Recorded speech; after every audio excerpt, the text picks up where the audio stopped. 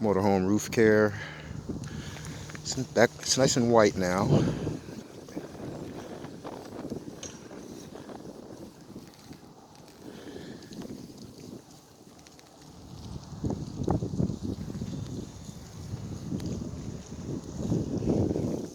Forget the name of this neighborhood that we're in. It's right across from Peninsula RV.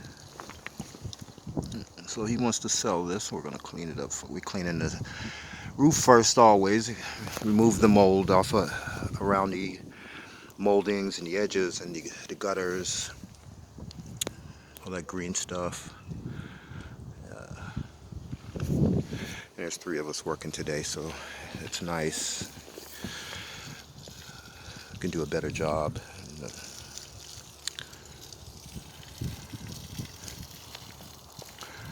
And you just Google, Facebook, or YouTube the Port Angeles-Sequim, Washington car wash man, motorhome wash man for motorhome roof care. You got to do this every 6 months at least for your roof.